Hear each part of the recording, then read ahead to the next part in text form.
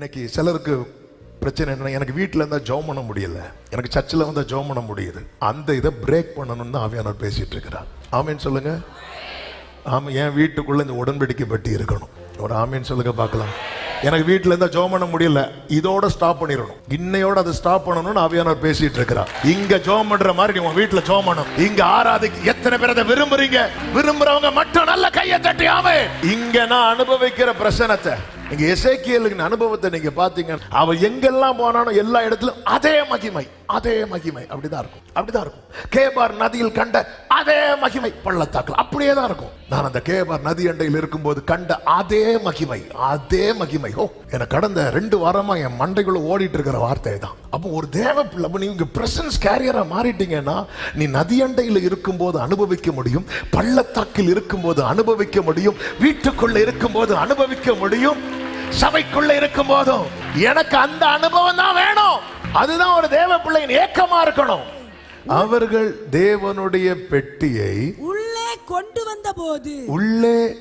வந்த போது தாவீது அதற்கு போட்ட கூடாரத்தின் நடுவே அவர்கள் அதை வைத்து தேவனுடைய சந்நிதியில் சர்வாங்க தகன பலிகளையும் சமாதான பலிகளையும் செலுத்தினார்கள். கர்த்தருடைய பரிசுத்த நாமம் மகிமைப்படுவதாக. தேவனுடைய உடன்படிக்கை பெட்டி எருசலேமுக்கு கொண்டு வந்து அதற்கென்று ஒரு ஸ்தலத்தை ஆயத்தப்படுத்தி, அதற்கு ஒரு கூடாரத்தை போட்டு, ஆயத்தப்படுத்தி கூடாரத்தை போட்டு தேவனுடைய பெட்டியை உள்ளே கொண்டு வந்து வைத்தான் என்று சொல்லப்பட்டிருக்கிறது.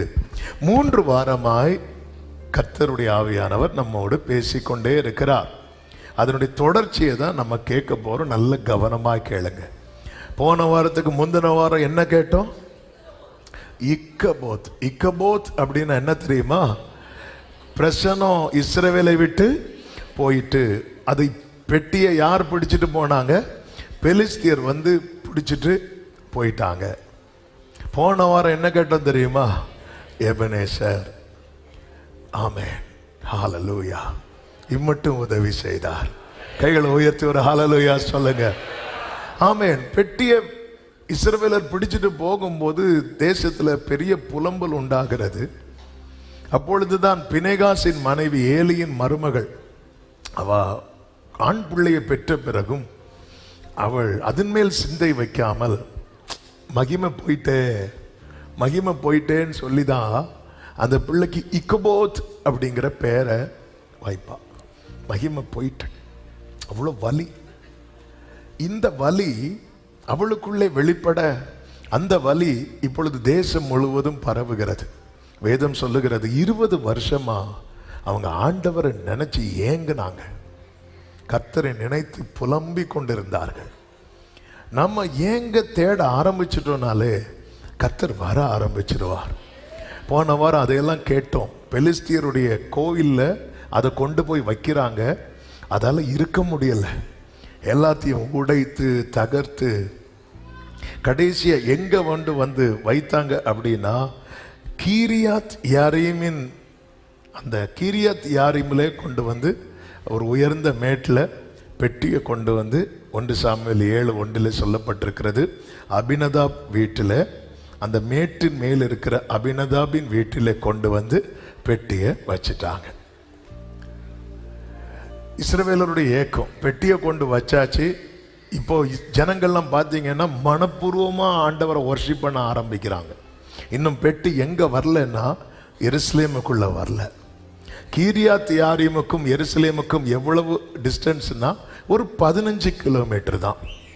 அவன் பெட்டி எங்க தான் இருக்கு அப்படின்னா சமீபமாய் தான் இருக்கு. எல்லாரும் சொல்லுங்க பார்க்கலாம்.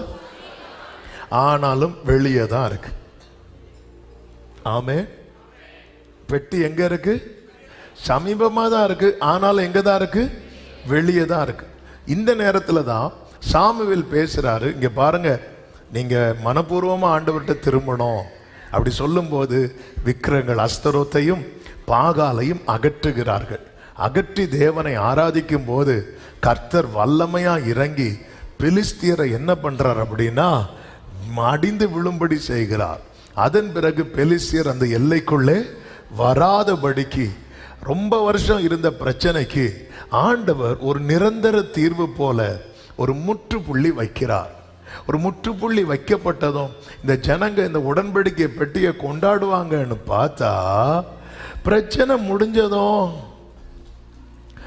பெட்டியை விட்டுட்டாங்க. பிரச்சனை முடிஞ்சதும் பெட்டியை விட்டுட்டாங்க.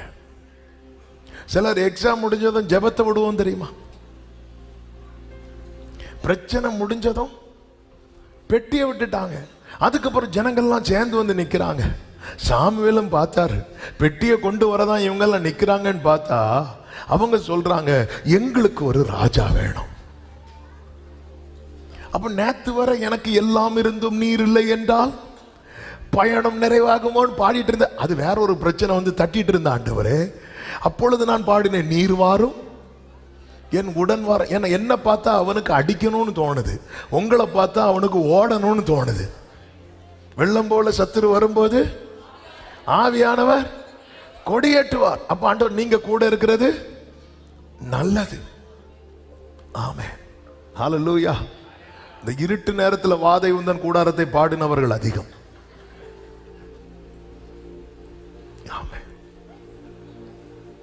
சோதனை வரும்போது, நெருக்கம் வரும்போது, நீர் மாத்திரம் போதும், அவ்வளவுதான். பிரச்சனை சால்வ் ஆனதும் பெட்டியை விட்டாங்க. இன்னைக்கு சுகமா பெலிஸ்தீருடைய தொந்தரவு இல்லாம சுகமா இருக்கிறான். இஸ்ரவேல சுகமா சாப்பிட்டுட்டு இருக்கிறான். அதுக்கு காரணம் அப்பா. ஆனா அப்பா முதியோர் இல்லத்துல, அபிநதா வீட்டுல. எப்படிங்க இருக்கும்? சில குடும்பத்தினர் பாருங்க, பெற்றோருடைய சொத்தை சாப்பிடுவாங்க, பெற்றோரை வெளியே ஓடுவாங்க. அதே கதை தான், அதே கதை தான். அவர் தயவுல நம்ம சாப்பிட்டுட்டு இருக்கிறோம், அவரை அனாதையா வெளியே விட்டுட்டு இருக்கிறோம். எப்படி இருக்கும்? அவருடைய சொத்து, அவருடைய சுதந்திரம், அவர் தர்ற நன்மை, அவர் தருகிற ஈவு. நம்ம இன்னைக்கு ஒரு பிடி சாப்பாடுகளை கை வச்சு சாப்பிடுறோம்னாலே அப்பா தருகிற தயவு. ஆனா சாப்பாடு தந்தவரை வெளியே வெயிட் பண்ண வச்சிட்டு இருக்கிறோம். அவரு உன்னத பாட்டுல அழகா சொல்றாருல, ஏ நான் நனைஞ்சிருக்கிறேன், கதவை தர. ஆண்டவர் இப்ப நான் படுத்திருக்கிறேன். ஏன் படுத்திருக்கிறேன்? உனக்கு பிரச்சனை இல்லை, உன் பிரச்சனை எல்லாம் சால்வ் ஆயிட்டு. ஆமென். பிள்ளைங்க ஃப்ரெண்ட்ல பேசக்கூடாது. ஆமென், ஹல்லேலூயா. ஆமென், ஆண்டவருக்கு மகிமை. ஆனா ஜனங்க இப்ப வேற இஷ்யூ கொண்டு வராங்க, எங்களுக்கு ராஜா வேணும். அப்ப சாமுவேல் போய் ஆண்டவர்கிட்ட நிற்கும் போது ஆண்டவர் சொல்ற, அவங்க ஒன்ன தள்ளல, அவங்க என்ன தள்ளிட்டாங்க. இது பார்வோனுடைய இருதயம் தான், இப்படிப்பட்ட இருதயம். பார்வோனை குறித்து யாத்திராகமம் 8:15 சொல்லப்பட்டிருக்கிறது, லெகு உண்டாயிற்றென்று கண்டபோது தன் இருதயத்தை என்ன படுத்தினானா? கடினப்படுத்தி. இன்னைக்கு அநேகர் பாருங்க, ஒரு நெருக்கம் வரும்போது, பிரச்சனை வரும்போது ஆண்டவரை நினைச்சு ஏங்குறது, ஆண்டவருக்காக துடிக்கிறது, பரலோகமே என் சொந்தமேன்னு பாடுறது. சரி வா போவோம்னா வரமாட்டேங்கிறது. நீ தானே சொன்ன பரலோகமே, சரி வா போவோம். ஆண்டவர் பாட்டு நல்லா இருந்துனா பாடுனேன், நான் வேணா வேற பாட்டை பாடுறேன். என்ன பாட்டு? என் வீட்டில் ஆகாரம். பாட்டை மாத்தி, நமக்கு தான் இஷ்டத்துக்கு பாட்டு இருக்க. இப்போ பரலோகமே பாடதான பிரச்சனை. ஆமென். லெகு உண்டாயிட்டு என்று கண்ட போது, இந்த இஸ்ரவேல் ஜனங்க அப்படிதான் இருந்தாங்க. எங்களுக்கு ராஜா வேணும். எதுக்கு ராஜா வேணும்? மற்றவர்களை போல. நல்லா புரிஞ்சுக்கோங்க, என் லைஃப் இப்படி இருக்கணும்னு ஒருத்தங்களை பார்த்து நம்ம செட் பண்றோம் தெரியுமா? அந்த ஒருத்தங்க யாரு? இந்த கேள்விக்கு நமக்கு முதல்ல அந்த ஒருத்தன், என் பிள்ளை இப்படி ஆகணும், நான் இப்படி ஆகணும், அந்த அந்த பர்சன் யார்? நான் 2 லிஸ்ட் சொல்றேன், 2 லிஸ்ட் சொல்றேன். தாவீதா, சாமுவேலா, தெபோராளா, இல்ல சவுலா, ஏசபேலா, ஏரோதா. இப்படி 2 டைப் ஆஃப் எக்ஸாம்பிள் பைபிள்ல இருக்கு. நம்ம என் பிள்ளை இப்படி இருக்கணும், இப்படி இவங்கள மாதிரி ஒருத்தங்களை காட்டுறோம்ல, அந்த ஒருத்தங்க யாரு? ஜனங்க ஒருத்தங்க லைஃப் விரும்புறாங்க மற்ற புறஜாதிகளை போல. அப்ப நான் ஒரு லைஃப் ஆசைப்படும் போது அது பிரச்சனத்தை உள்ளே கொண்டு வருவதற்கான அது காரியமா இல்ல அவரை தள்ளுவதற்கான காரியமா என்பதை நான் சிந்திக்க வேண்டும். இவங்க ஒரு காரியத்தை விரும்புறாங்க, அந்த விருப்பம் இவர்களுக்குள் இருந்ததுனால இவர்கள் எதை விரும்பவில்லைன்னா அந்த உடன்படிக்கை பெட்டி அபினதாப் வீட்டிலேயே இருக்கட்டும், அது அங்கேயே இருக்கட்டும், அது வேண்டாம். ஒரு லைஃப நம்ம விரும்புறோம் தெரியுமா? இப்படி ஒரு லைஃபுக்காக இப்படி ஒரு லைஃப் இருக்காது. அந்த லைஃப் யாருடைய லைஃப்? எந்த லைஃப்? அந்த பர்சன் யாரு? அவங்க வாழ்க்கையில பெட்டி இருக்கா? எல்லார் வாழ்க்கைக்கும் ஒரு பெட்டி உண்டு. அந்த பெட்டியை நான் சொல்லல. அவங்க லைஃப்ல அவங்க பிரசன்ஸ் கேரியரா, ஒரு தேவ பிரசனத்தை கேரி பண்றவங்களை பார்த்து நமக்கு ஒரு ஏக்கம் வருதுன்னா நம்ம சரியா பார்க்கிறோம். ஆமென். இன்னைக்கு அரண்மனையில் இருக்கிற ஏரோதை பார்த்து என்ன மினுக்குள்ள வஸ்திரத்தை போட்டுட்டு இருக்கிறார். ஆனா வனாந்தரத்துல ஒட்டக தோல்ல உடை போட்ட யோவானை பார்க்க ஒரு மாதிரி இருக்கு. அவனை பார்த்தாலே, ஆளை பார்த்தாலே பயமா இருக்கு. ஆனா யார் பிரசன்ஸை கேரி பண்ணிட்டு இருக்கிறா தெரியுமா? இந்த வனாந்தரத்தில் இருக்கிற யோவான். ஆனா நம்ம பிள்ளைங்களை யாரை காட்டி வளர்க்கிறோம் தெரியுமா? அவரை பாரு, அவரை பாரு. சரி, நம்ம கொஞ்சம் மைண்ட் செட் பண்றோம். ஆமென். ஹல்லேலூயா. பொதுவா நடந்து போறவங்க நம்ம கண்ணுக்கு தெரியாது. கார்ல போறவங்க, ஃளைட்ல போறவங்க நம்ம கண்ணுக்கு தெரியும். நடந்து போறாங்களோ கார்ல போறாங்களோ, யார் உடன்படிக்கை பெட்டியை சுமந்துட்டு போறாங்க, இதுதான் ஒரு தேவ பிள்ளை கண்ணுக்கு தெரியணும். ஆமென் சொல்லுங்க பார்க்கலாம். இந்த ஜனங்க மற்றவங்களை பார்க்கறாங்க. மற்றவங்களுக்கு ஒரு ராஜா இருக்கிறார், அதே மாதிரி எங்களுக்கு அதே. அப்ப இன்னொரு ஒரு உலக வாழ்க்கையை விரும்புகிறவன் எதை விரும்ப மாட்டான் தெரியுமா? உடன்படிக்கை பெட்டி. இன்னைக்குள்ள செய்தியே உடன்படிக்கை பெட்டியை உள்ளே கொண்டு வா, தேவ பிரசன்னத்தை உள்ளே கொண்டு வா. நானும் நீங்களும் அதற்கு காரணிகளாக இருக்க வேண்டும் என்று கர்த்தர் விரும்புகிறார். நாம இருக்கிற வீட்டில் நாம தோள்ல தான் இந்த உடன்படிக்கை பெட்டியை சுமந்து கொண்டு போக வேண்டும். ஹல்லேலூயா சொல்லுங்க பார்க்கலாம். எல்லாம் இருந்தும் நீர் இல்லை என்றா பயணம். நல்ல கவனமா கேளுங்க. ஒரு பெரிய செய்தியை கொஞ்சம் சுருக்கமா சொல்லிட்டு நான் ஜெபிக்கும்படி விரும்புகிறேன். இன்னைக்கு சிலருக்கு பிரச்சனை என்ன, எனக்கு வீட்டில் இருந்தால் ஜெபம் பண்ண முடியல, எனக்கு சர்ச்சில் வந்தால் ஜெபம் பண்ண முடியுது. அந்த இதை பிரேக் பண்ணணும்னு தான் ஆவியானவர் பேசிட்டு இருக்கிறார். ஆமென் சொல்லுங்க. ஆமாம், என் வீட்டுக்குள்ள இந்த உடன்படிக்கை பெட்டி இருக்கணும். ஒரு ஆமென் சொல்லுங்க பார்க்கலாம். எனக்கு வீட்டில் இருந்தால் ஜெபம் பண்ண முடியல, இதோட ஸ்டாப் பண்ணிடணும், இன்னையோட அதை ஸ்டாப் பண்ணணும்னு ஆவியானவர் பேசிட்டு இருக்கிறார். இங்க ஜெபம் பண்ற மாதிரி நீ உங்க வீட்டில் ஜெபம் பண்ணணும். இங்க ஆராதிக்க எத்தனை பேர் அதை விரும்புறீங்க? விரும்புறவங்க மட்டும் நல்ல கையை தட்டி ஆமென்.